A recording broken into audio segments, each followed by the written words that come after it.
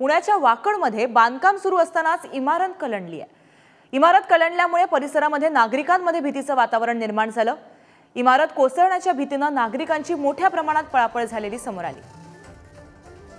पुण्यातील वाकडमध्ये दुर्गा कॉलनीतील हा प्रकार समोर आलाय। नागरिकांमध्ये यामुळे भीतीचं वातावरण निर्माण झालंय।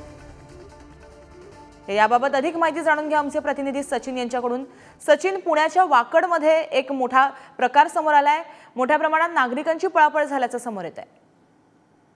गार्गी, अगदी बरोबर आहे। स्मार्ट सिटी असलेल्या पिंपरी चिंचवड मधील वाकड मधील ही घटना आहे। हिंदवडीच्या जवळ असलेल्या वाकड त्या ठिकाणची ही घटना आहे।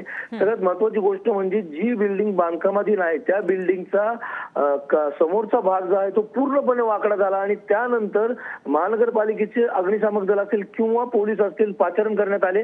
पण एकंदरीत जर बघितलं तर 4च्या ऐवजी दोनच जे पिलर आहेत ते उभे केल्यामुळे ही दुर्घटना घडत होती। आणि सगळ्यात धक्कादायक बाब म्हणजे आसपास मोठ्या प्रमाणात बांधकाम झालेले आहे, त्यामुळे लोकांमध्ये भीतीचं वातावरण निर्माण झालेलं आहे। पण ही बिल्डिंग मात्र आता नक्कीच काढावी लागणार आहे असं प्रशासनानं सांगितलेलं आहे। पण धक्कादायक बाब म्हणजे जो कोणी बांधकाम व्यावसायिक आहे त्याने 4च्या ऐवजी 2च पिलर या ठिकाणी उभे केल्यामुळे ही घटना घडत आहे, एवढं नक्की। आणि या बांधकाम व्यावसायिकावरती किंवा बांधकाम करणाऱ्यावरती काही कारवाई होताना पुढे दिसतीये का?